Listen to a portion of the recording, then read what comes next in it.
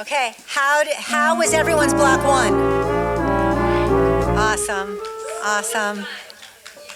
Fantastic. Okay, I am going to read the, I'm not going to read that because this has more information. Okay, I'm going to read the directors and playwrights and gather you up here again. Okay, so we have Delilah Daniels and Quinn Roll. And there he is, yep. Come on up. If you are in Stop Clowning Around, please join your crew up here. Hey, how are you? Good. Okay, I'm going to call playwright Jeremy Holzhammer. And Katie Gilmartin. Is Katie back? Yeah. Okay. Yep. If you are in Time Waits for No Man, just gather with this crew over here. Over here. Okay. Now I got Abigail Bellon and Carly Bennett. Let's go, Abigail. Gather right over there. If you are in the wall, come on up. All right. And then we've got Ruby Tillotson and Stacy Raphael. Right over here. Ruby, are you here? Hi there. Okay. And your crew for Let's Have Another Bite.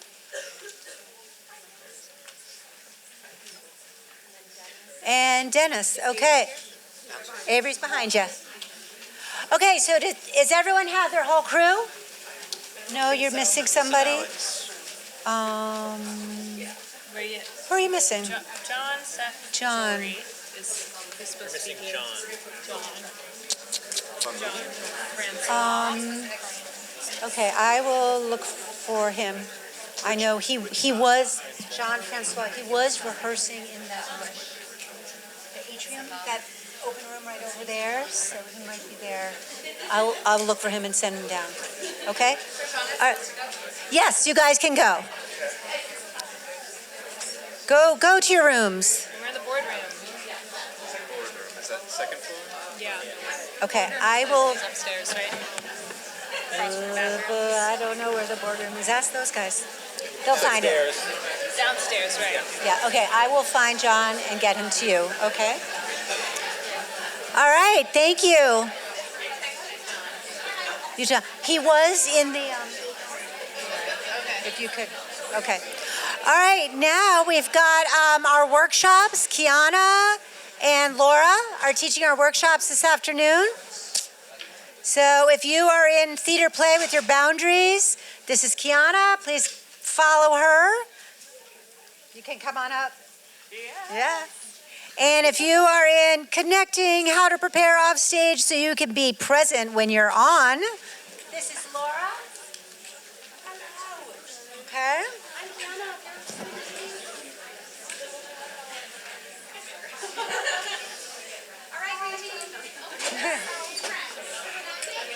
All right, you guys are in the great room.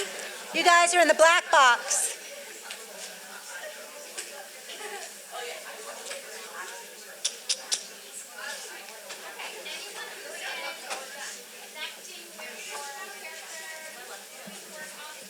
And I'm going to pass this over to Gita. Woo-hoo! Yes, thank you. Let's give a little hand for Shoshana.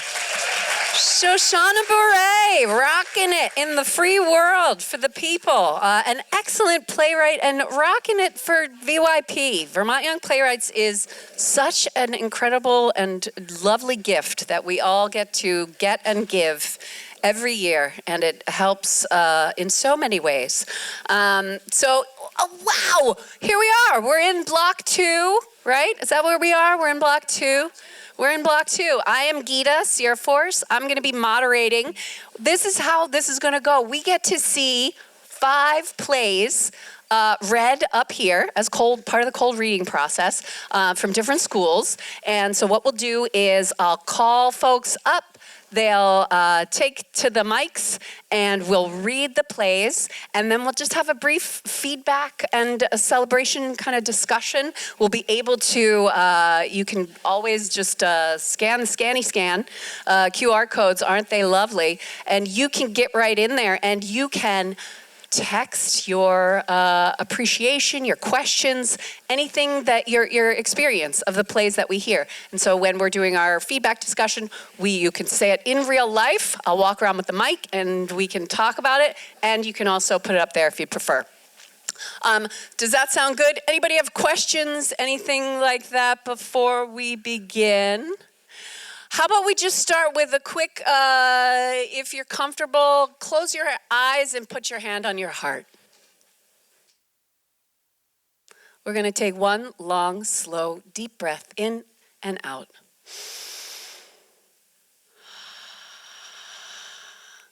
Okay, open your eyes. We're still in the same room. It's amazing. Oh my God. This is a mania of a day. So much going on. And I love this whole process because of what the playwrights get to experience here. Playwrights, when your play is read, you can come up front here if you want. You get a different perspective, because then when we do feedback, I'll call you up and we can just have a quick little chat as well. Without further ado, what we are going to do is start with, from BFA St. Albans. Raise your hands, raise your hands. Wait, hey, what's up, BFA St. Albans?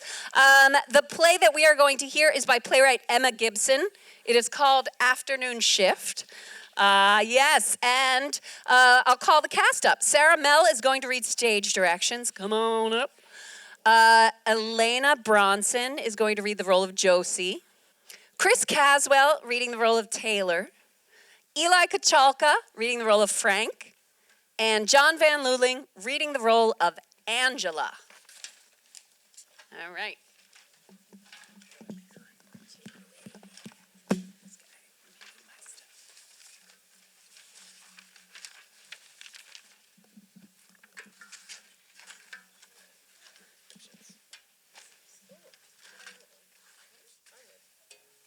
All right, is this thing on? Did I say it? I did. Feels like it's not on. Hello. Yeah. Testing. All right, Afternoon Shift, short play by Emma Gibson. A short play in which a crazed man has a breakdown, a marriage therapist has a bad day, and Angela is prepping for the Miss America beauty pageant, all while a tired student just wants to get through her early morning shift. Josie, a teenager in high school with a part-time job after school at the local gas station. She enjoys the quiet and is not a fan of small talk, but doesn't hate the job too terribly. Taylor, a very professionally dressed couples counselor with quite the unfortunate love life. Despite her clean appearance, she has a smoker's voice and an alcohol problem. Frank, an outgoing man in his mid-20s, talks loudly with large gestures, definitely not in tune with social cues or worried about others' perceptions of him. Very happy and bubbly, almost too bubbly. Angela, a person with a dream and a deep voice. At Rise, a small gas stationery where Josie has just started her shift. We hear a bell chime as the door opens and Taylor walks in. She goes about shopping and comes back up to the counter with a comically large amount of wine. She says nothing, lights a cigarette, and stares out the window. Rough day? He starts scanning the wine. It's a lot of wine. This will take a while. You know, you'd think after 7 years as a couples therapist, I'd get something right. Taylor takes a drag from her cigarette. I see. Just so you know, we do have a no smoking policy here. I don't really care, but if my manager comes out, just pretend I told you, okay? You got it. Thanks for not making me put it out. I mean, my whole day is spent in this goody-goody act with my clients. Don't do bad things. Don't cheat on people. Don't do drugs. It's all common sense, but where is the fun in that? Be reckless. Live a little. I don't care. I see. I have all these posters about self-choices and healthy lifestyles, blah, blah, blah. Who freaking cares? My God, it's all so boring. Do drugs. Try dating 5 guys at once. Just do something. I mean, these people, I'm telling you, they're all so uptight. Huh. I wouldn't expect a therapist to be so against her own advice. I don't know. I mean, I know what I'm supposed to know, what I'm supposed to say, but it's all so phony. These people just want to hear what they want to hear, and anything else goes in one ear and out the other. I mean, it's nonsense. Faking who you are so other people will like you. I get that. I mean, it's easy to be who people want you to be, I guess. Yeah, but that's for losers who got no life. I think they should just do whatever the hell they want and not give a thought to anyone else. That's the key to being happy. Being yourself. We hear a bell chime as the door opens and Frank walks in. Taylor? No way. I was just about to text you and schedule another appointment. How funny. Taylor turns around, throws her cig on the ground and stomps on it, fixes her hair and adjusts her clothes in a nervous manner, in a voice completely different from how she's been speaking, very cheery and professional-like. Frank, how lovely to see you at this place where I am and where you are. How lovely. She gives Josie a look. We were just talking about how terrible it is that someone was smoking in here. So terrible for your body. And all this wine? I don't know what kind of heathen could possibly consume this all. Anyway, I was going to finish my shopping now. Taylor turns and whispers to Josie. I'll be back for these. Taylor makes the I'm watching you motion with her hands as she backs away from the wine. Frank goes about shopping as Josie finishes checking out Taylor's secret order. Frank comes back up to the counter with a basket full to the brim with items. He seems to have lots of energy and an overly cheery demeanor. Josie seems to want nothing to do with it. Hi, how are you doing today? I'm doing okay. I had to catch the bus today, but when I was walking there, my shoes got all muddy and now my feet are wet, so it could be better. But it could be worse. Oh, I see. Picks up batteries. Hey, these are $5, but we have cheaper ones over there, if you want to switch them out. Oh, sure, thanks. It is so nice to see people looking out for others. Man, that's hard to find nowadays. Mm-hmm. Anyways, how are you doing today? It's so important to check in on people around you. Kindness fuels kindness, you know? Oh, I'm not too bad, thanks. Continues to bag the groceries, not looking at Frank. Well, I hope your day gets better.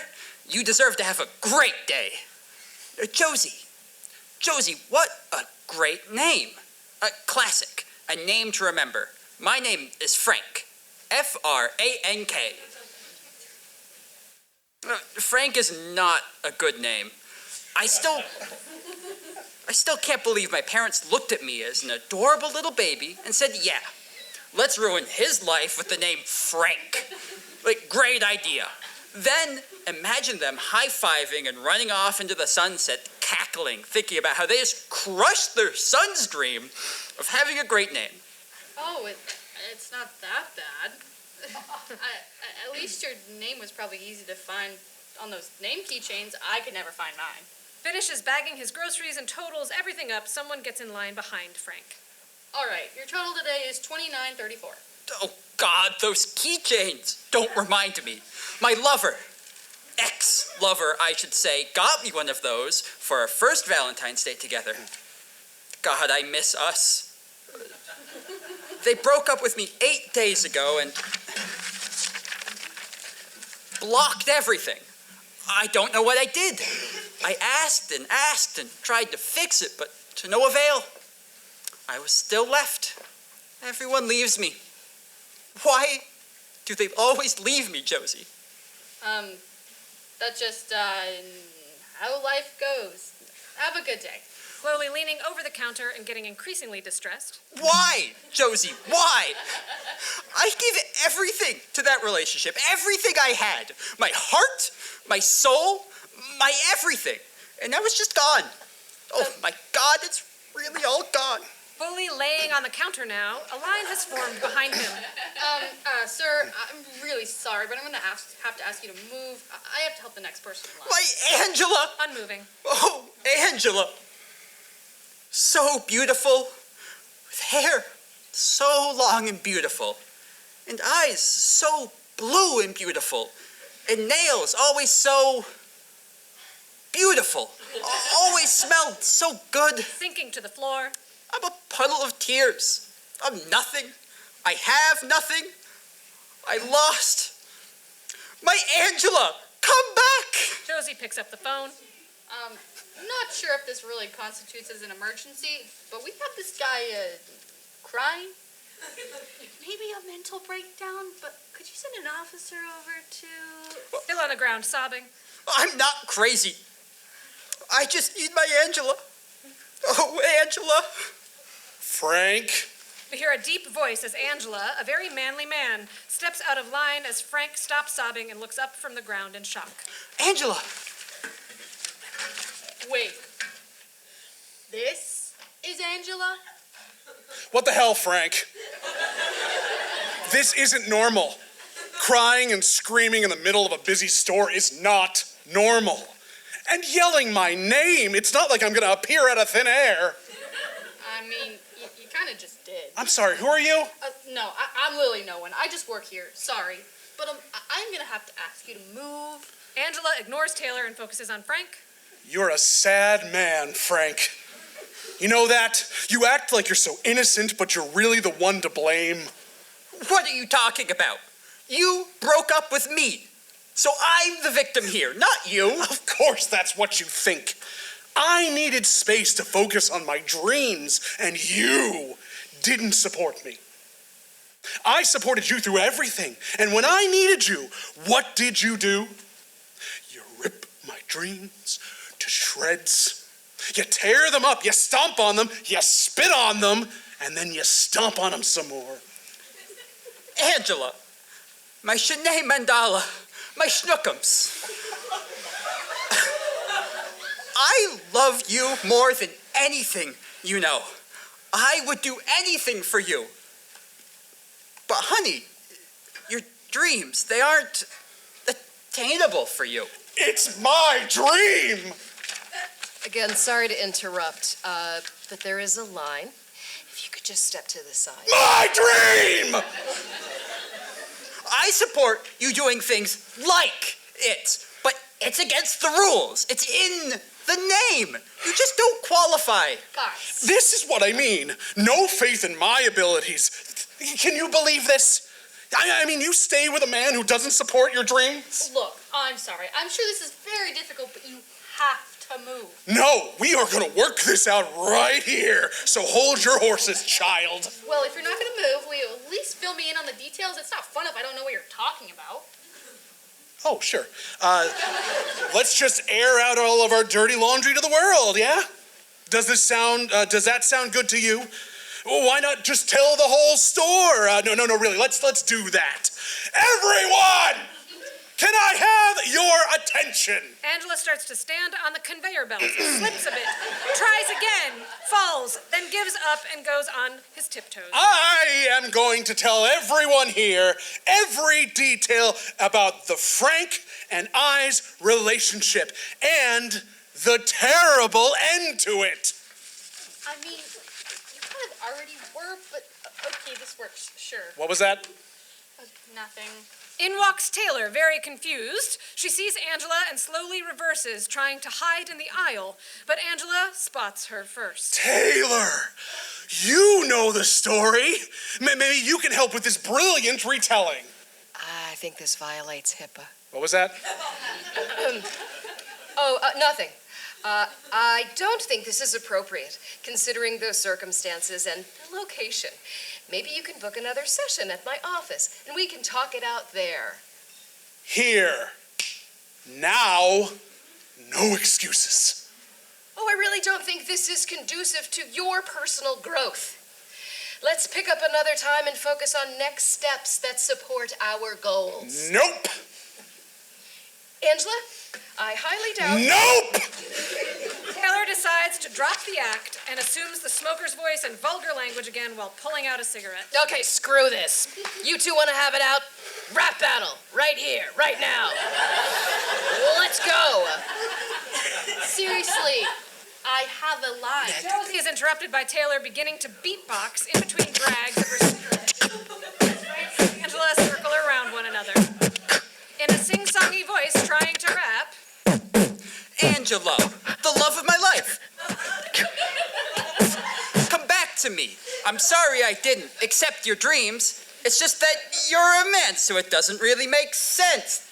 Okay, no, I need to know, Angela, what is your dream? Rapping in the same sing-songy tone as Frank.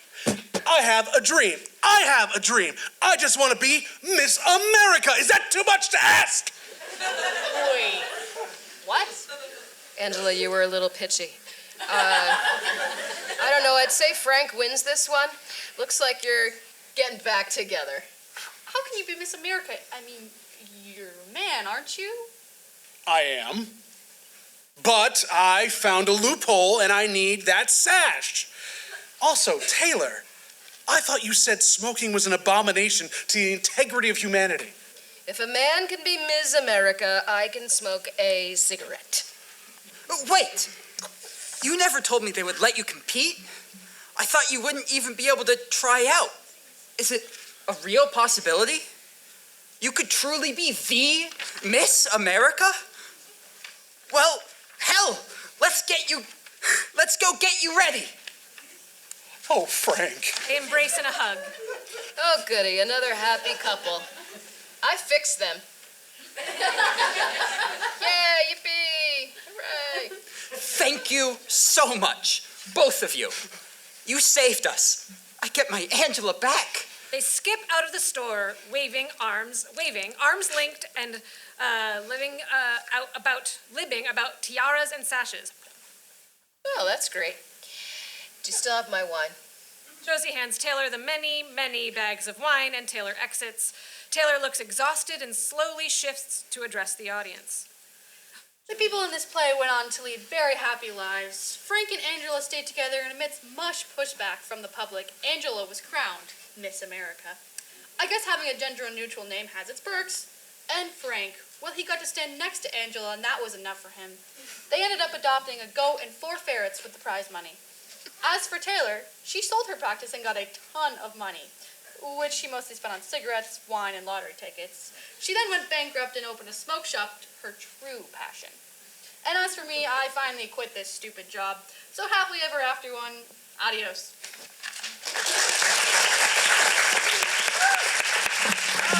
All right. Let's give it up for our cast. Woo! Excellent. Playwright Emma Gibson from BFA St. Albans, please join us.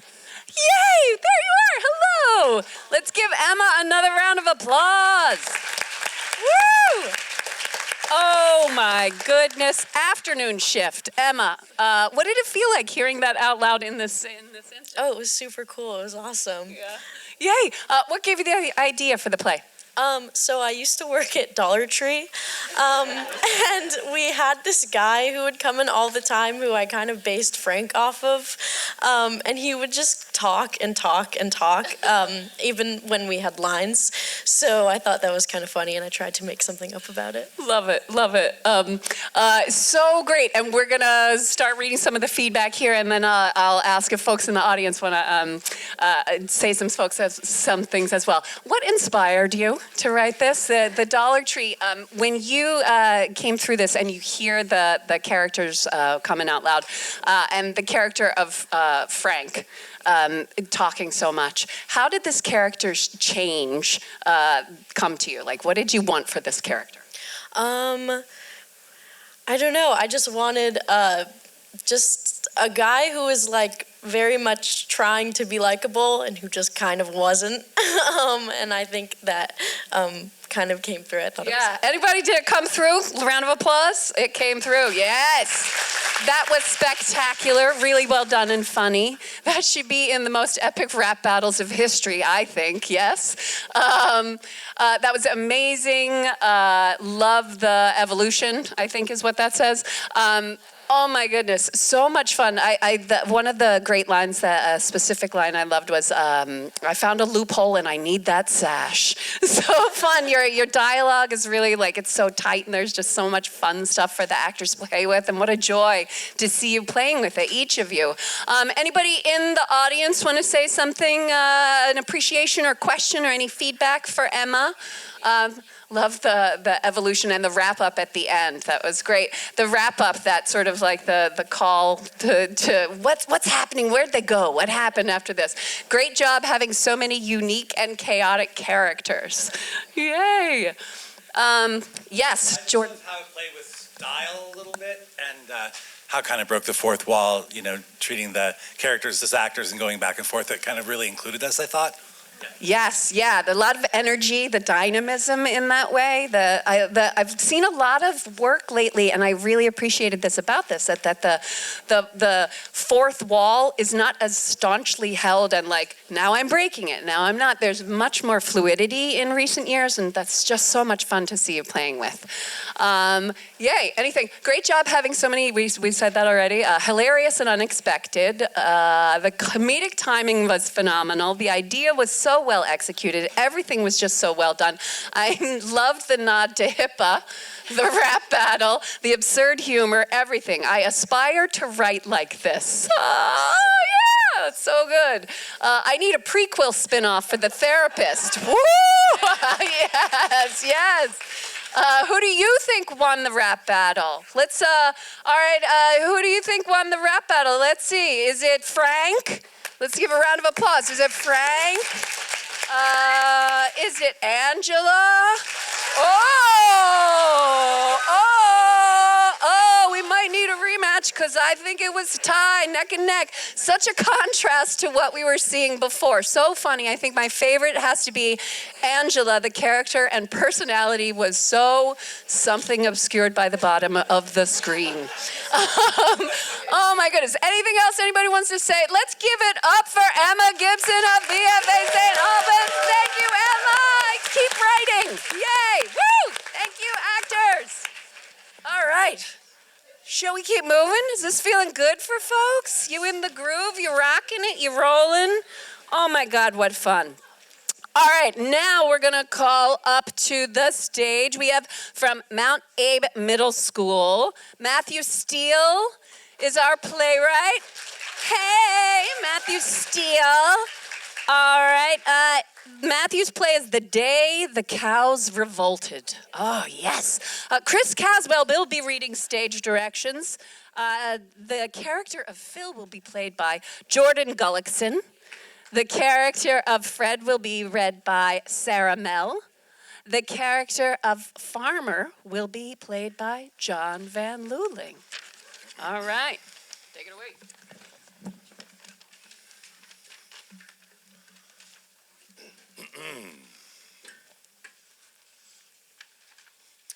The Day the Cows Revolted, by Matthew Steele. Setting, farm in the countryside. Characters, Phil the cow. Got right into it. Accidental cannibal. He is a cow. Yes. Addicted to cheeseburgers. Fred the cow is a cow. Wants Farmer Jake to stop killing his herd, wants to stop Phil's addiction. Farmer Jake is a farmer. Not very smart, wants to save money. Not very good at saving money. No.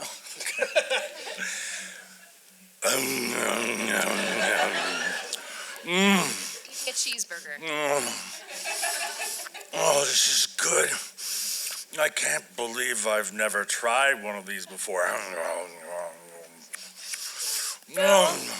What's that? It seems like you're enjoying it a lot. They call it a cheeseburger, made out of cows. Do you know what that is? Oh, it's amazing. It has wonderful bread on the top and bottom. The meat is so rich, so salty, so savory, so juicy, so delicious. God. Phil? Hey, have you seen Samantha recently? I've got to tell her to try one of these. Holy cheese and crackers, Phil! Samantha? Remember they took her away about a week ago?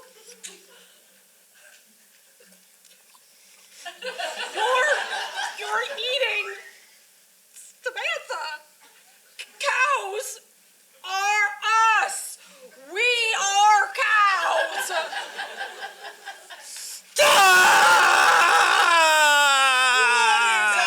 Screeching about.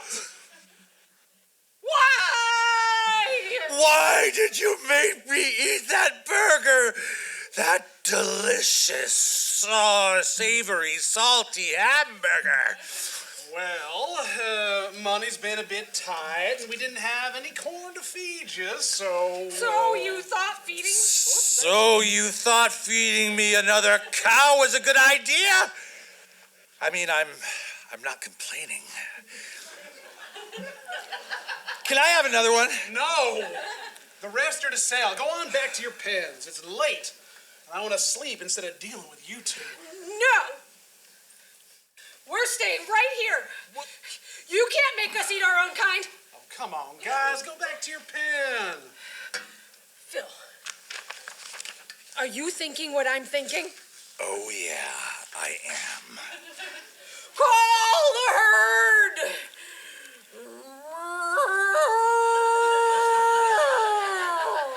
Suspenseful music. Nothing happens. Well, I was going to say that we eat you, I could really go for another hamburger right now. You know what? I'll leave you guys alone. I don't care where you sleep. Sleep here or just go out with the rest of the herd. We'll sleep here. We don't need your fancy barn. Or we could sleep in the meat processor. No meat going in there, only in my stomach. Fred, no. You need to not eat cheeseburgers. Oh, is that? Phil, no. Yes. You need to not eat cheeseburgers. Burgers are made of cows. They chop one of us up and cook us and eat us. Burgers are cows. You're eating someone from this herd. Someone you knew. Oh, no, what have I done? I can't believe I was thinking of eating you. Oh, no, the other cows are going to hate me. I have to redeem myself somehow. We have to revolt. We have to get Sally. Yes. Oh, yeah. She is the only one who can help. Let's go to the barn. That's weird. She should be here. This is where she usually sleeps. Farmer Jake walks in, eating a hamburger. Farmer Jake, where is Sally? Oh, no. Fred gets it. No. Did you really take another member of the herd? Phil, we have to go. He'll take us next. No. I have a better idea. What is it? Farmer Jake, you've taken too many of your own this time. It's for your own. It's time you get the taste of your own medicine. Phil pulls out a small knife. For Jake freezes in fear. Phil, there's a better way than this. Stop! I have a better idea. Fred pulls out a giant sword. Please don't take me. I'm sorry. Farmer Jake runs away, screaming. screaming. Phil and Fred run after him. The end.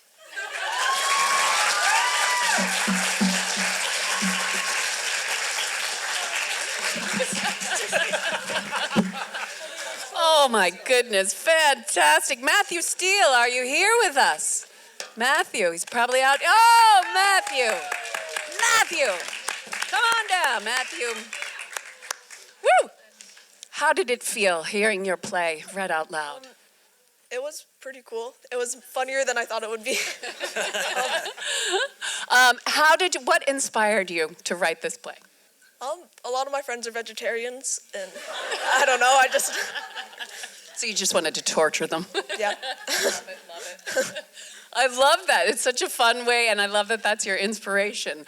While we're waiting for folks to queue up, let's give a little shout with your hand. Wave it up if you wanna say any appreciation or questions for our playwright Matthew. What a delight! Oh my God, the joy of watching the actors bring it to life. I love the timing that you sort of like Phil's double realization that happens, and then the double. The small knife and then the larger sword, There's so much fun that you're playing with rhythms and timing, which is really fun. Was that intentional? Yeah, I was trying to I don't know.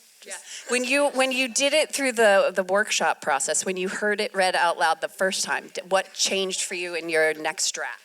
I just tried to make it sound more natural, I guess, and flow better. Yeah, and that flow is working, right? A little appreciation for the flow. Yeah. All right, so epic. Love the ending. This script is so good. Where were the cows keeping the sword and knife? Oh my God. Yeah, it's a great question. And I love the visual. Oh my God. I am now scared of cows. Yes, you've done it. I think you might have changed it to, a lot of people are going to leave here vegetarian. I don't know. Did Farmer Jake make it out alive? What are your thoughts? Raise your hand if you think Farmer Jake made it out alive. Womp, womp. Yeah, I'm inclined to agree. Let's see. Every time a cow becomes cannibalistic, a vegetarian loses its wings. This idea was so absurd and developed perfectly. It was so much fun. Love the farcical aspect. It's really fun. And again, to hear you play with the rhythms in farce is really fun because farce is like that. It's like you're creating different ways that you're teaching the audience. Here's what's ridiculous, and let's break that a little bit. Okay, but I love that no one acknowledges the cows and humans communing. All right. Did you have that was intentional? Yeah, I kind of just made it seem normal, I guess. Yeah, that was great. It's part of the farce. R.I.P. Sally and Samantha. Yes, really great job. Any other appreciations, questions, etc.? You're feeling it for Sally, feeling it for Samantha. I know. Oh my God. Let's see. I was going to have a burger for lunch, but I think I changed my mind. I love how each cow was a single burger. I think I'm going to name all my burgers from now on, We got a little question up there. I'm going to make my way up there. After this, I'm going. It kind of reminded me of Secret Life of Pets 2, when the cow started talking to the dog and acting like the dog. Did you hear the question, Matthew? It reminded me of the cow in Secret Life of Pets when they started acting like the dog. I like that. You're calling to mind a different piece of work, which I haven't seen, but I love that. You're noticing different correlations. I started crying of laughter. I'm being serious. I actually started crying. Anyway. Excellent. All right. I think we got time for one more here. Matthew, please tell me that you do not intend to feed any future cows their fallen comrades. Ooh, we got one. I haven't. I just wanted to say it made me really hungry. I'm so hungry. I want a burger really badly. I very much want a burger. Sorry to the vegetarians. Definitely, very effective. Effective playwriting, excellent. All right, let's give it up for Matthew Steele one more time. Keep writing, Matthew. Woo-hoo-hoo. All right, thank you, actors. What a joy. Oh my gosh. All right, let's keep it moving. We are now moving on to Mount Abe High School. Raise your hands in the air, Mount Abe. Woo! All right, the playwright is Gemma Lyles, and the play is Detective. So exciting. Okay, Lori Valburn is going to read stage directions. Come on down, Lori. We've got the character of Detective Duke, John Van Luling. We've got Miss Melbourne, Chris Caswell. Woo! We've got Billman, Jordan Gullickson, Jessica, Sophia Jamal, and Detective Atticus, Sarah Mell. Take that down.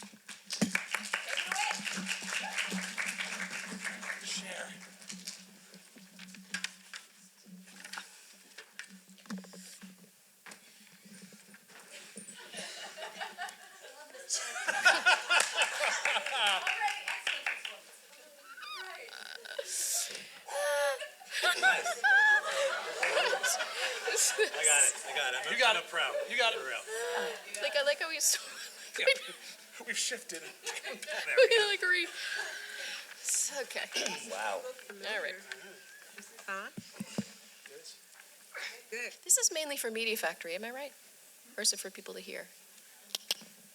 Are you asking why we're... It's mainly for you. Yes. Thank you. Okay, already. Detective by Gemma Lyles.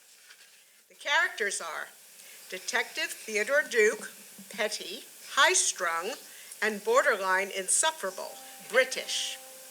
Miss Melbourne, unbothered and kind of snobby, probably chewing gum 24/7, Australian. Billman Moore, rich businessman, intimidating on the outside, but really just a little lost, New York-Boston accent. Jessica Toy, journalist, quiet but not shy, American. Detective Atticus Smith, smug, Scottish. The accents are necessary, I just like them. Setting, everyone is at some kind of exclusive event a long time ago. I'd love to get more specific, but I didn't really think about it. At Rise, Detective Atticus lays on the floor, unmoving on stage, right. Sorry in advance. Miss Melbourne, Jessica, and Moore, in that order, sit all on one side of a table as Theodore paces back and forth in front of them. Do you know why I brought you here this fine evening? We were already here. It's an invite-only event.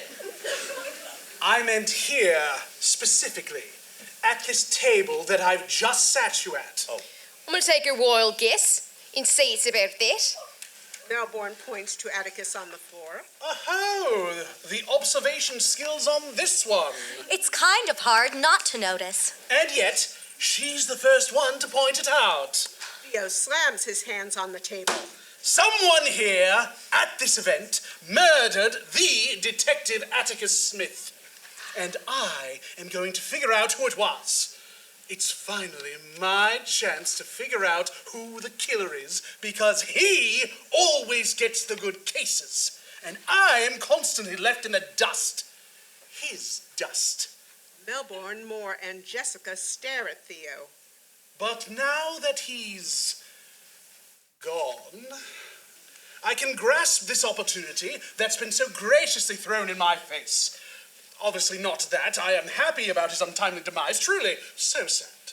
But we have to see the light in a dark situation, you know. And who are you? Theodore Duke, detective. Theodore holds out a hand for Miss Melbourne to shake. She does not. So you're both detectives? We're. Pardon? We're both detectives. He was my competition, really.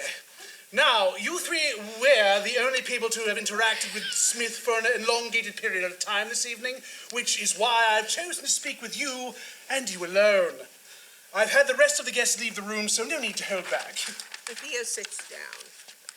What makes you so sure it wasn't one of the other attendees? I mean, I've never even heard of you up until now, so how do you know you're good enough to know for certain?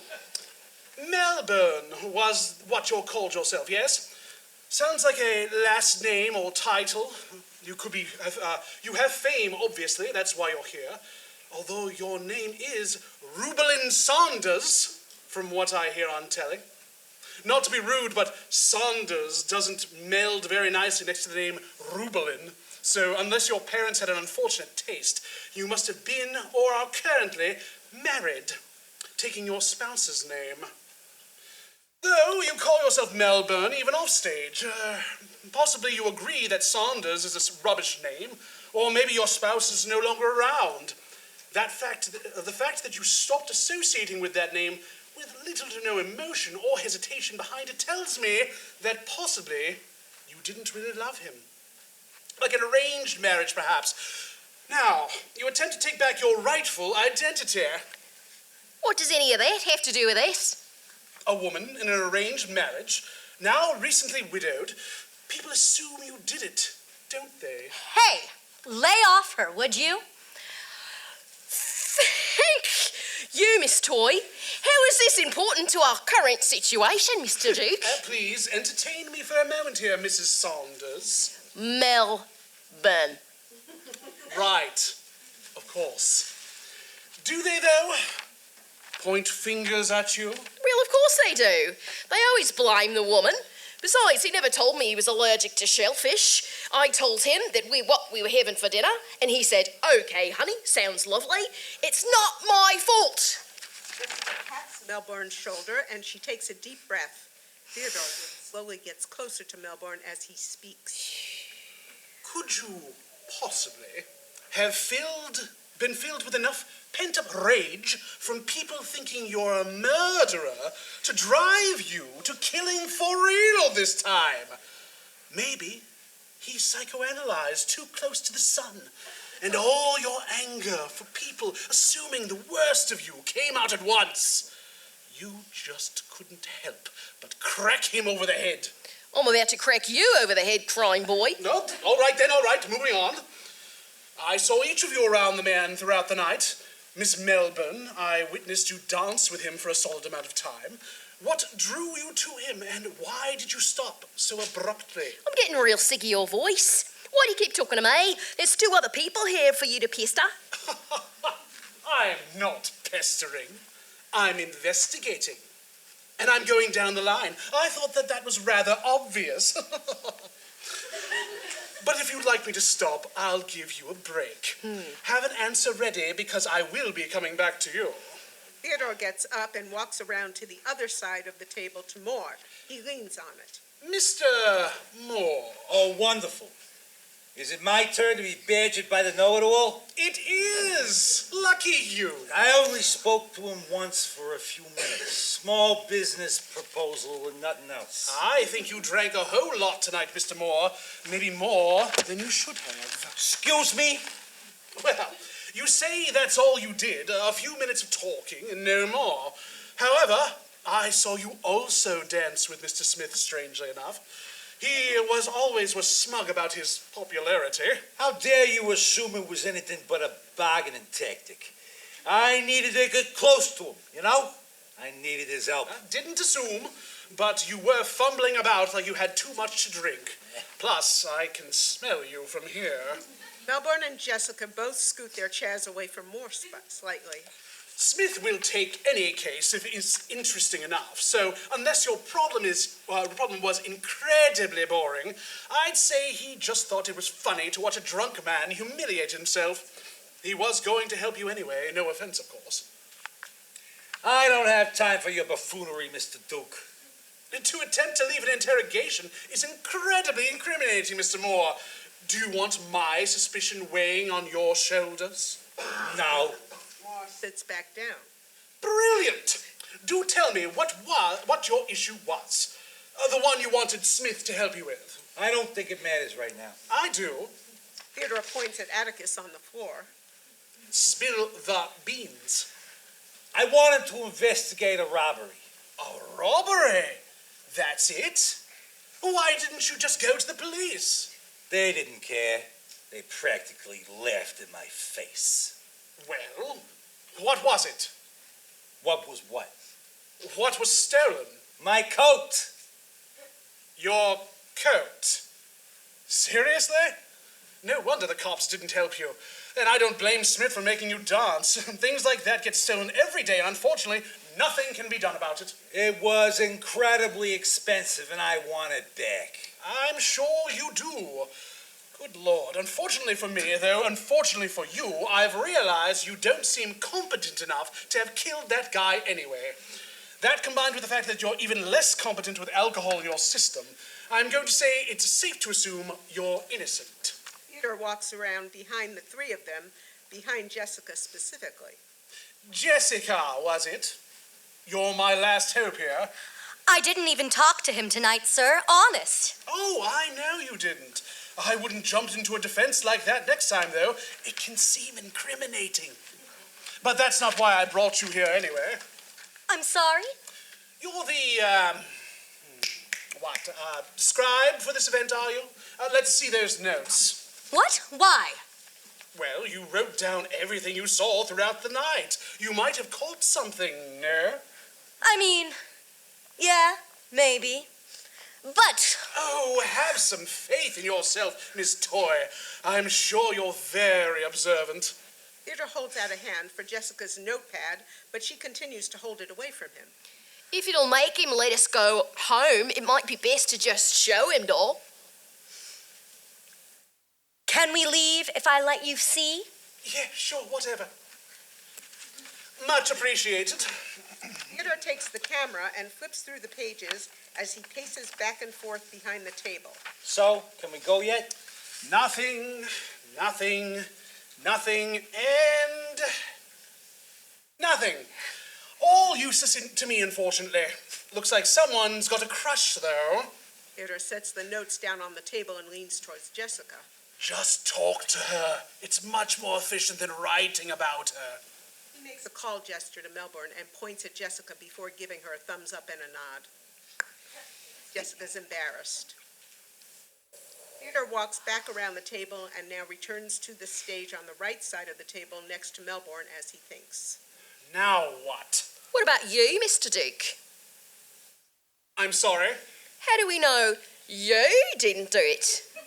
Why would I do it? Why would any of us do it? None of us care about this guy. Exactly.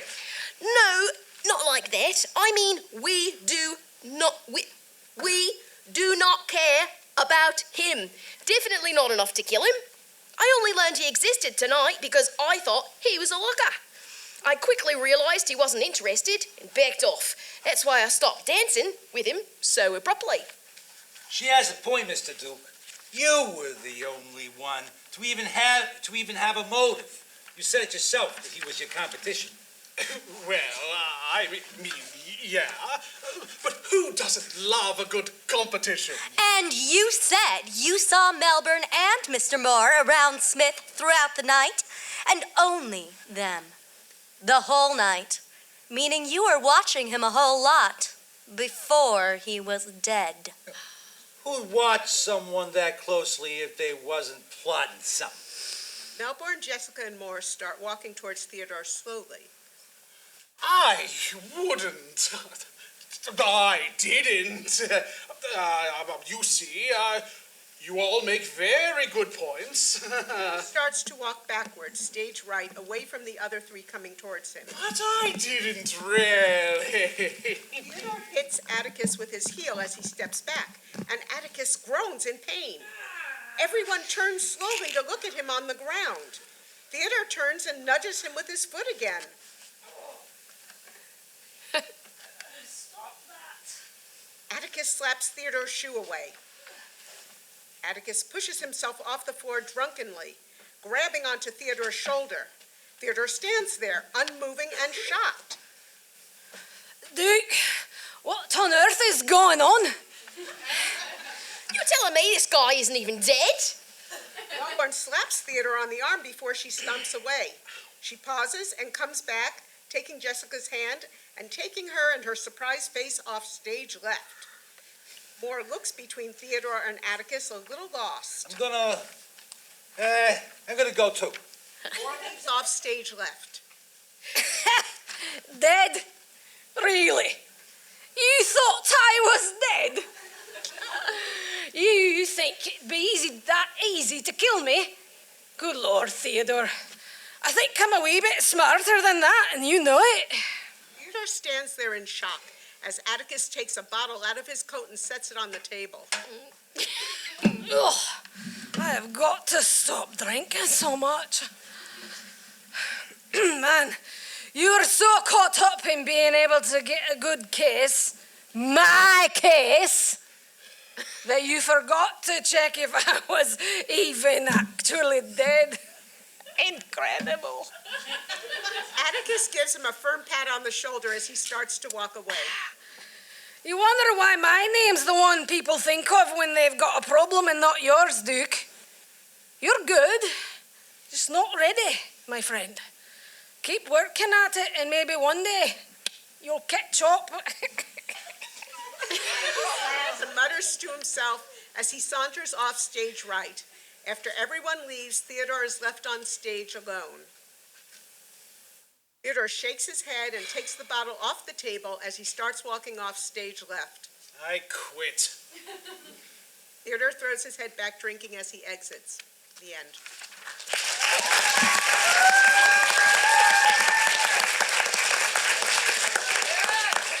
Oh my goodness. Oh, fantastic. All right, let's bring up Gemma Lyles. Woo! All right, Gemma. Oh my goodness, Gemma, it's so good to see you. How did it feel hearing it out loud here? It was exciting. Yeah. Was it different from the experience of hearing it through the workshop? Yeah. Yeah. What in particular changed for you about like your hearing the characters or their experiences? I added the accents really last minute, so that was definitely new. Yeah, that was so much fun. Oh my goodness, it was a caper. That's just like it sort of brought forward a really fun ensemble piece like that. Okay, so while we wait for that to spin up, and please feel free to give a little hand up if you want the mic to come to you for appreciations, feedback, questions, etc. for our playwright. What inspired you to write the play? A lot of different things. I had been rewatching Sherlock with a friend of mine, and it had been on my mind a lot recently, and I knew that I wanted to write something about a detective, and that's kind of where that started. Yeah. And it was a fun twist on the detective, that sort of the whole genre there. What inspired the plot twist? I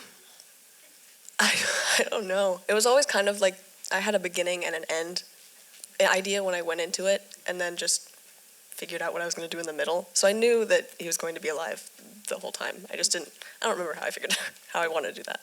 I love that. And the moment when it's sort of like you see the one detective and this other, the way they sort of switch, the way the twist, the way that you sort of structure that character waking up, and it was really great. Love the little twists sprinkled here and there. The accents were spectacular, and the ending was amazing. Really well done. Excellent. And again, feel free to raise your hand if you want to share any thoughts or any questions. One thing that I loved was the way that the twist of the one detective, that you'd never suspect that if someone's asking so much about what's happening, it wouldn't possibly be them. So that's a fun twist that we discover that right around when this detective wakes up. So it's you kind of structured it in that way. When those moments, actors, what did it feel like for you when you were playing with that? Did you like the accent piece of it? That sort of like whodunit, but also the like kind of that ensemble piece. What was that energy like for you all? Yeah, I love the accents. It's fun to have such a variety of them, and when the Scottish came on the end, that was like the icing on the cake. Yeah, exactly. Like so much was represented. Yeah. Yeah. Gemma, I wish I asked you for a piece of gum, because clearly you have that. Working with you was an absolute pleasure, and I was so excited to see this read. It was positively brilliant. The accents were, we can only imagine what that says, but it's likely effusive praise for your work, Gemma. It's so great. Let's give a shout out to the Media Factory for, whoa, they are streaming. They're helping with all of this. Barb, you are rocking it. You are rocking it. We're so grateful. Media Factory is an excellent, excellent organization. If you ever want to learn and grow as a media artist in any capacity, so much fun. But yeah, Gemma, anything else? Any questions or thoughts you have for any of us? No, I don't think so. Thank you for writing. Let's give it up for Gemma. Woo! All right, thank you, actors. Right on, let's keep it moving. All right, next we have from Windsor High School. Where's Windsor? Hey, Windsor! What's up, Windsor? Yay! Our playwright is Kyra Hildreth. Did I say your name right? Yay, Kyra! Woohoo! All right, and the play, Kyrie? Yeah? Kyrie, thank you. Kyrie, love it. All right, Keeping Secrets is the play, and John Van Luling will read the stage directions. The character of Kate will be played by Sophia Jamal, and the character of Tessa will be played by Elena Bronson. Woo! Take it away. Perfect. Keeping Secrets by Kyrie Hildreth. Characters: Kate, high school student, Tessa's best friend. Tessa, high school student, Kate's best friend. At Rise, Tessa is at school rearranging her locker between classes. Kate runs over and starts waving a piece of paper around, bouncing excitedly. Setting is a typical high school between class periods. Tess, look at this! Look at this! You'll never guess what I got! Please tell me it's not one of those dumb magazines. It's a letter from Josh. Tessa looks shocked. What? A letter from Josh. Oh my gosh, this is so romantic. Let me see that. She clutches the letter to her chest and spins around. Let me see that. She reorganizes herself. Please. Kate hands Tessa the letter, and she stares at it, seems panicked.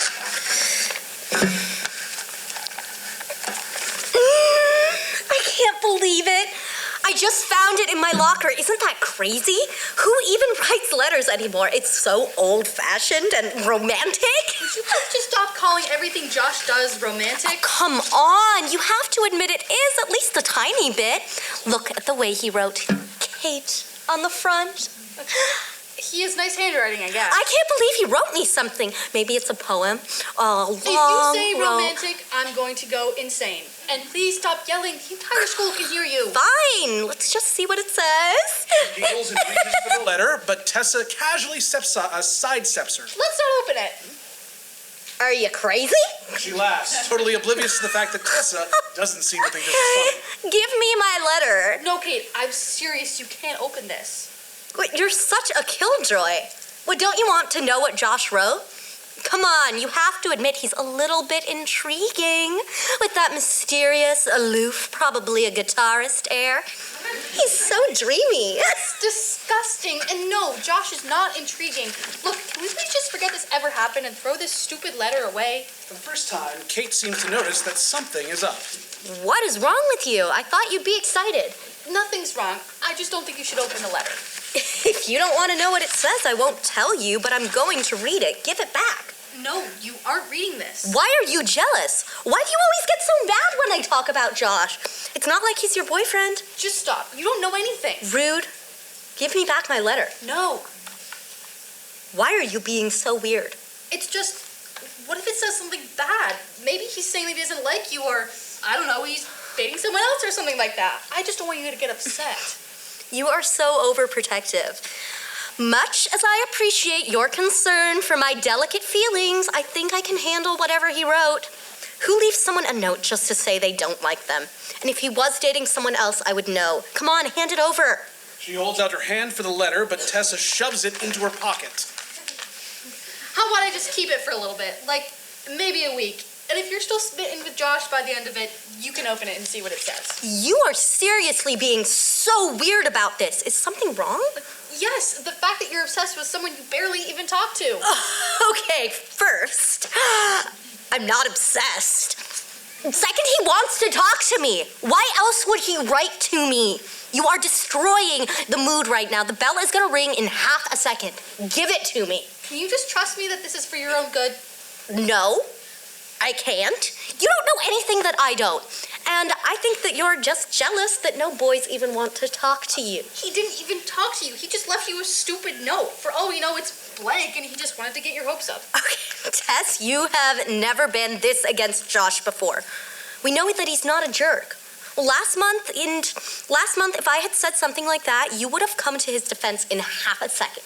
Last month, he wasn't leaving notes in girls' lockers. All I'm saying is it seems sketchy. Okay, but we don't know that it is unless we see what he said. This isn't funny anymore. I get that you're trying to protect me, but you have no right to prevent me from reading that.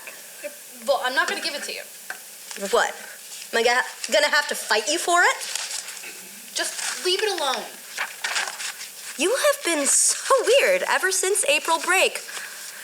You never want to hang out anymore, and you hardly ever talk to me. Would you please just tell me what's going on for once? The bell signaling to go to class rings. Nothing's going on. Just go to class and leave me alone. All right. Be like that. Give me my letter and get out of here. Just let me see what it says first. I'll give it to you next period. I don't see how that helps anything. Just give it to me. Either I read it first or I rip it up. You wouldn't. Tessa rips the paper in half. We're both going to be late for class if I keep going. No! Stop! You can read it! Just tell me why you're being so awful! I don't get it! Aren't we friends? Yeah, we are. I'm sorry. It's just complicated. Complicated is not an acceptable explanation. If you want to put that back together and read it, fine, but you're going to first tell me honestly why you're being so weird about this whole thing. Kate, I can't stand around talking. The bell just rang. Yes, you can. You can talk to me, or you can hand me the rest of that stupid letter and leave. And you can hope that I still talk to you when I see you next period. I thought we told each other everything. Well, we don't. Why can't you just trust me? It's one stupid letter, like you said. It can't even say anything that interesting. Then why are you so set on reading it? Listen, Josh doesn't like you, okay? He never did. He doesn't now. For a second, Kate looks shocked and a little hurt, but she recovers. The paper you are holding would suggest otherwise. He doesn't like you. Jealous? You don't understand. I'm going to class. See you. Tessa rips up the letter, tosses it on the ground, and leaves. Kate watches her go and then runs to the letter and starts piecing it back together. Hey, Kate. Tess said she was going to let you know what was up. So I guess this won't be much of a surprise. Just wanted to tell you that she and I are dating.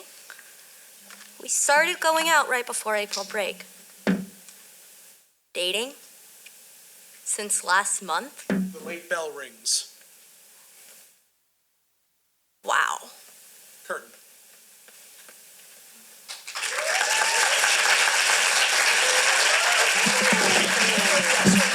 All right. Thank you, actors. Thank you, playwrights. Oh, so good. Let's give another round of applause for Kyrie. Thank you. Oh, my goodness.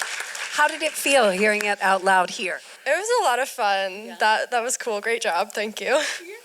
When you read it through the workshop process and then you hear it read out loud here, are there things that you notice differently or things that carry through for you? Yeah, I mean, I think it just, it helps to hear like how it flows.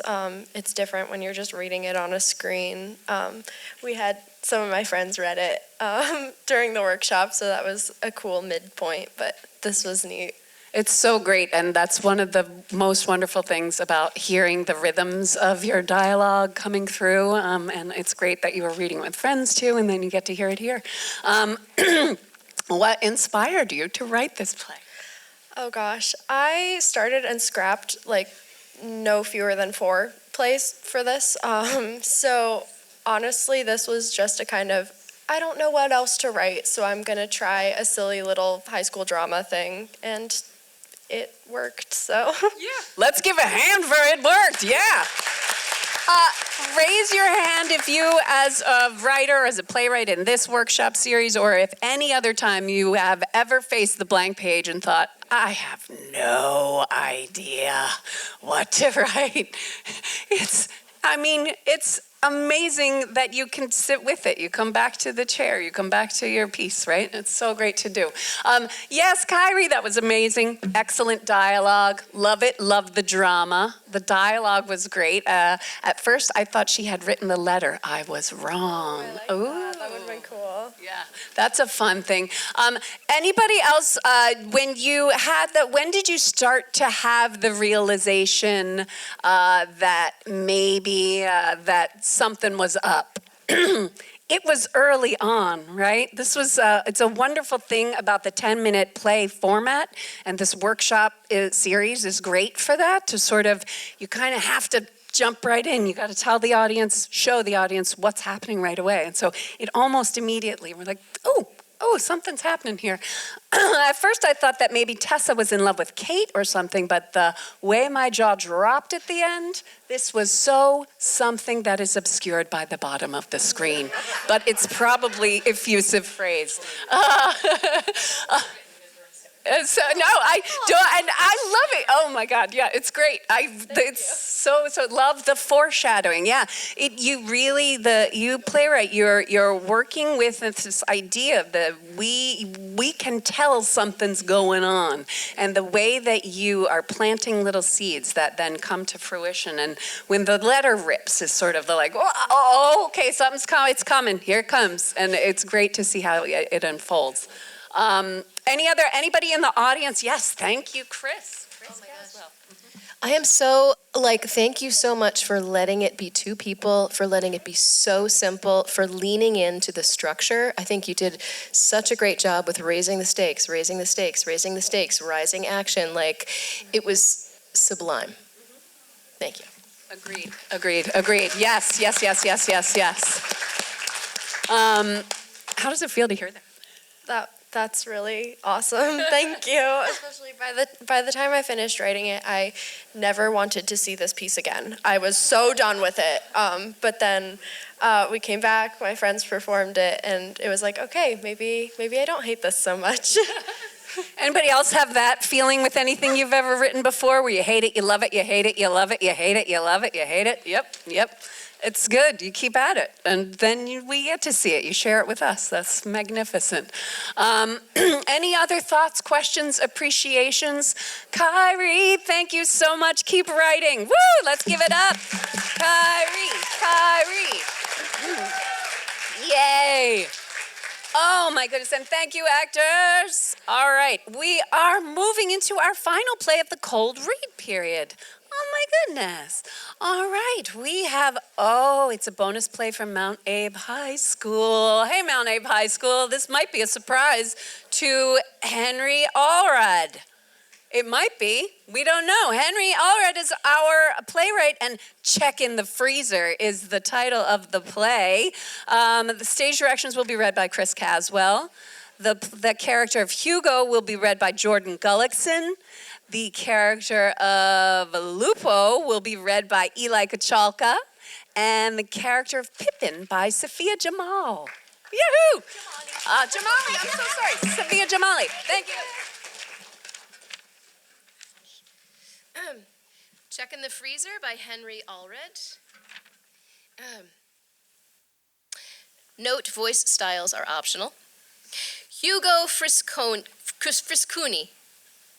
An emotional, charismatic Scandinavian chef who owns the Frisky Grand Tour food truck. Age 66. Voice. Swedish accent. Lupo. Spazzed out co-owner of Frisconi's food bus, very lackluster, and has an addiction to eating black licorice. Nephew of Hugo. Age 19. Voice, Swedish accent. Pippin, non-gender specific, a young, airheaded Icelandic kid with an odd obsession of snowman meat. Age 13, voice no accent, just really high-pitched and innocent. Setting, current time, rural Iceland. Set in the middle of a tree-landish snow tundra biome with a food bus that nobody goes to. At rise, scenic view of an Icelandic snow tundra in the dead of winter. The skies are the color of Oreo milkshakes, and the atmosphere is rather hazy and lonely. Somewhere out in the distance of this haze, a big food truck with a blinking neon sign, barely holding onto itself saying Frisky's Grand Tour, comes rolling in through the rough snow. Lights begin to flicker on inside the food truck and reveal the running duo of this food business, Hugo and Lupo. Food truck runs out of gas and Hugo stops in a random spot. Plunder in my ship. Out of gas, now we're smack dab in the middle of a liminal fever dream. Lovely. Loopy, honey, you doing all right back there? You look dazzled out. Lupo is slunched over on the truck's kitchen table, exhausted from doing absolutely nothing for several hours. He gets himself off the table and up on the floor, moving around very sluggishly, and gets out a pack of black licorice from one of the cabinets. Hugo gets up from the wheel and heads into the kitchen. Again with the damn licorice? You want some? No. Also, your overalls are on backwards. Oh, shoot. Guess I'll fix that. Lupo doesn't fix his overalls and just stares at them. Hugo gives him an awkward, disappointed look. Well, Lupo, can you guess where we are now? The Bahamas? No. Not even close. Check outside, buddy. Lupo opens the food truck door, barefooted, and steps out in the numbing cold snow. He closely observes the place, shivering. Greenland? Wrong again. It's Iceland. No, fiddlesticks. Is it Iceland? Checks phone. No service. Could be Antarctica or the North Pole or some other place we don't know. I want to go home right now. Okay, you can come back inside. Lupo? Hugo peeks out the window to find Lupo offering a licorice stick to a wild Arctic fox and casually petting it. Lupo, come back right this instant. Hugo scares the fox and runs it off. Lupo sheepishly steps back inside the food truck. You know foxes can't eat those, right? Who said they can't? Sweet mother of God, might as well rename our business to Lupo's Licorice. Oh, I'd hella do that. We'd be so rich if we did that. In your dreams. Speaking of which, how many crowns have we even made? Feels like nobody ever wants to turn an eye at us. 120, 200, 420 crowns. That's your wallet, Lupo. Can you check what's in our wallet? Oh, 1,300. And, oh, wait, somebody just refunded. Now it's 800. Oh, Loopy. We've gone through the trenches and traveled across the Atlantic. And for what? By truck too? By truck too. Hugo leans into Lupo and starts hugging him. Lupo awkwardly tries to hug back. As the moment passes, a bell rings from outside. A young, short, and stout kid with big baggy shorts and a graphic tee that says peace was never an option is waiting outside the food truck. Hugo and Lupo gasp and look shocked in unison. Oh my God, somebody's at the door. Make something, quickly. What do I make? I don't know, make a cinnamon bun. Make a cinnamon bun. Everyone likes cinnamon buns. Lupo immediately hits the closest pan and starts crappily preparing a cinnamon bun. Hugo enthusiastically hustles to the door and opens it. Greetings, young fellow. My name is Hugo Friscuni. Pleasure to meet you. How can I help you? How's the tour going? My name's Pippin, by the way. Say, you guys serve any snowman meat here? Snowman meat? Did I hear that right? Yeah, snowman meat. Out of nowhere, Pippin pulls out a wad of 10,000 crowns. Here you go. I'd like some snowman meat now, pretty please. Wowza! Is this real? Yeah. Okay, so first and foremost, A loud metal crashing noise comes from inside. Lupo drops a bunch of cooking utensils. First and foremost, where did you come from? How did you get this many crowns? Am I dreaming? Hello? Well, you see, this may come as a shock to you, but we don't have snowman meat on our menu. I don't believe that's a thing. Oh, well, goodbye then. Pippin immediately takes back the 10,000 crowns and starts running off. Wait, come back. Pippin turns their head at a full 360-degree angle. Don't actually do this. We can offer you something. Say, Pippin, would you like a freshly baked cinnamon bun? Made by my dearest nephew, Lupo. Lupo hurriedly gets the cinnamon bun ready and puts it on the food truck's ordering window. Pippin steps over to it, jumps to grab it, and eats it whole in one bite. Hugo and Lupo stare at Pippin as they eat it whole. You want to come inside? Yeah, come in, Pippin. We don't want you to get frostbite. Lupo cringes at Hugo's pun. Hugo gestures at Pippin. Pippin steps inside the food truck.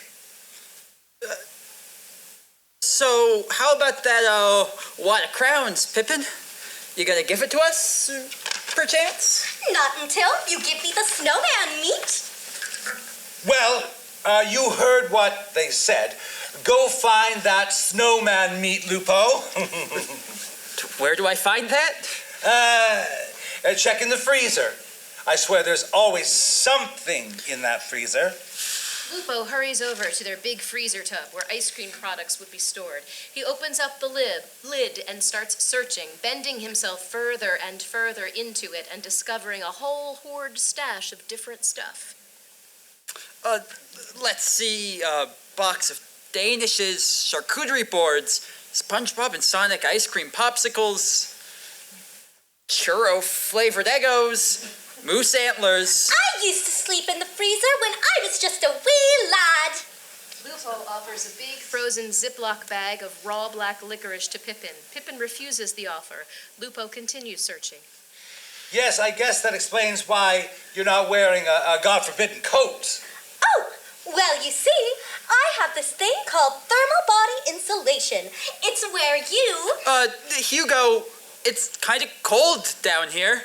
Lupo gets sucked into the freezer tub and disappears out of sight. Well, of course it is, Lupo. Now keep searching. Oh, Lupo? Hugo walks over to the freezer and looks inside. He digs through all the frozen hoarded junk, digging deeper and deeper into it. Okay, whoever put the cursed cartoon character ice cream popsicles in there, you will face my wrath. What was that? Hugo feels a whole stack of frozen sauce packets and random assortment of items topple over him.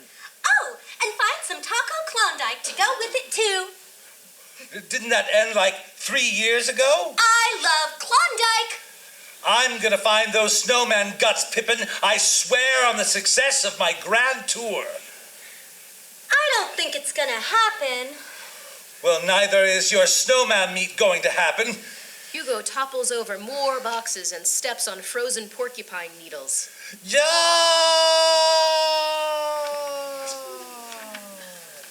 Hugo falls deep inside an empty gap in the freezer and disappears out of sight.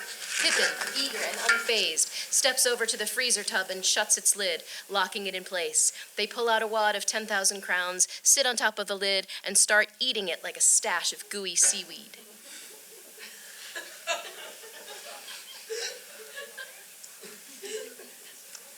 I guess they'll never find that snowman meat after all.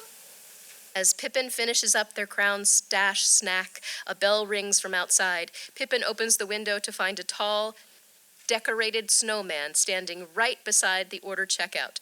The scene ends. End of play.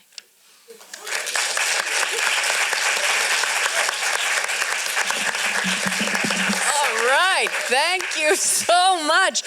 Henry Allred, are you here? Henry, let's give Henry a big round of applause. Thank you, Henry. How did it feel hearing out loud here? It was cool to see a different interpretation of the characters and stuff, so yeah. How did that change from when you heard it in the workshop to hearing it here? There's a different level of emotion, I think, in the characters, and Yeah, it was great. So much fun to hear like these characters and to then realize that Pippin, something's up with Pippin. Yeah. Sorry, I just wanted to apologize that I messed up your joke, which was supposed to, I said, I was supposed to be, come in, Pippin, we don't frostbite. And I misread it, so I just wanted to apologize. That's okay, yeah. It's a good joke. Good job. That's great. What inspired you to write this play? It was a long process. I don't really know what the exact inspiration was. It's kind of like waiting for the play, Waiting for a Good Day. I don't know if you guys know the play, but it's like there's that, and also like the whole like Mary Poppins bag effect with the freezer and how like it keeps getting more and more, more space. So yeah, I love that. It's like a mashup of different inspirations, and then this like sort of the magic involved in that character is like there's so much there. We'll sort of feel free to raise your hand if you have comments. What lovely chaos! Did Pippin get their snowman meat? Playwright doesn't know, we don't know. Go, Henry. Your play was absolutely wild, whimsical, and wonderful, as your writing always is. I loved all the details and absurdity of it all. Mount something. I'm going to guess it's like Mount a play, Mount Abe. We don't know, but Mount something. Mount Abe is so proud of you. Oh, yay, yay, yay, Henry. Love.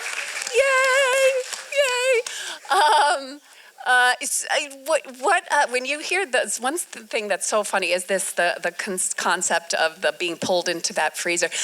There was so much visual imagery, and something I noticed too, that every play is different, and the way your stage directions are written really lend themselves to like a visual. What fun it would be to stage it with lighting and just with so much that you could do with sound.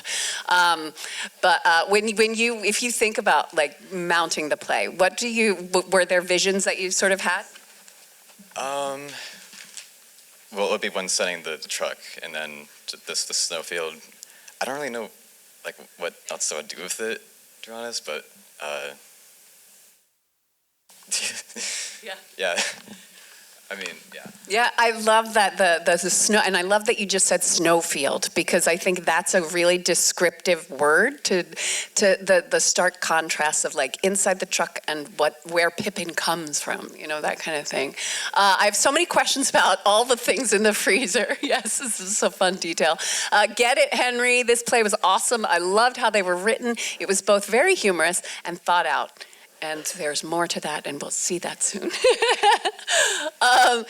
There's so much funny in that. And raise your hand if anybody wants to say anything in person here, because it's great to have that. Yes, Jordan. I was going to say it does as a piece, it is very cinematic. It does have a lot of those visuals, and that's a wonderful opportunity for theater designers to translate that to something on the stage, as if you could have a blank field and a food truck actually on stage and then rotate it 360 to see what's behind it. I mean, there's so much that you can do. Yeah. So I'd just say keep going with that kind of large sort of imagery. It was really effective. If somebody tells you, I don't know how to stage this, ignore them. Yeah. Find somebody else to do it. Yeah, it's a fun thing to think about how to bring it forward, and sometimes those constraints of like, oh, there's no way that would, that's exactly, you lean into it, and you find new things that can surprise you about a script. Hi, I loved your play, but one question I had is, what are crowns? Oh, good question. Money, money, money, money. You want to talk about Iceland and the economic structure? So crowns are the currency used in Sweden and Scandinavia, so I just thought I'd add that in to make it more accurate to the characters. So, huh? It's paper. Yeah.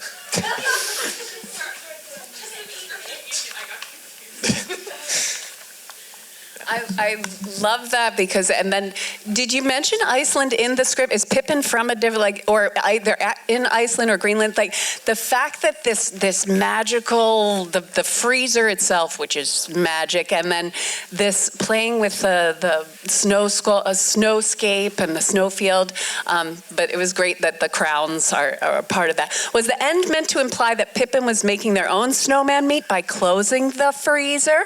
Oh. Great question. I don't know. Could maybe imply that snowmen are actually like alive in this world. I don't know. It's a good question. You don't have to have an answer to it either. It's enough that Pippin's, there's a menace. Yes, go for Pippin. I have a question. How did you come up with the concept of snowman meat? Where did that come from? Just like a random thought I had. Some absurd, bizarre, weird thought. I love it. It's so absurd. I was struck, and I don't know if this was intentional, but Iceland has a really deep tradition of like fairies, like we really believe in them there, and I really thought that Pippin was like totally a fairy. Who was that? That's sort of what I thought too. Yeah. Okay, cool. Take that. Yeah. Loved the cursed ice cream. That was so silly. Yeah, so many of those details were so much fun. Amazing. Any other thoughts, questions, appreciation, feedback we have for our playwright, Henry? Let's give it up. Thank you so much, Henry. Keep writing. Keep writing. Woo!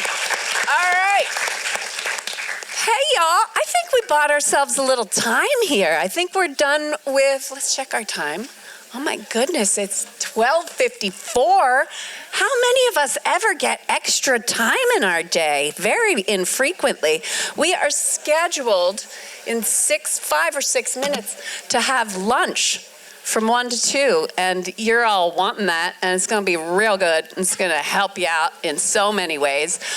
Before we break for lunch, give a little appreciation for every single playwright you saw here today. Woo! Yes. And also, put your hands together if you would recommend taking this workshop next year, like to your fellow students. Would you say that to your, would you do it again? I would. I totally would. Oh my God. Let's keep it going. This is year 30. Let's go on to 31, right? Yeah, so we're gonna break in a moment, but other folks are gonna come back from far afield. They are rehearsing. They're gonna wrap up their rehearsals right now, and then they're finishing their workshops. We're gonna go from here, have lunch, and then we'll be back here at 2. Nope, Black Box, thank you, Black Box. We're not in the Black Box, right? We'll be in the Black Box Theater. This is the Film House. Black Box Theater, we're gonna watch the plays, the staged readings from 2 o'clock until the break of dawn. But take care of your bodies. Take care of yourselves. Your bodies will take care of you.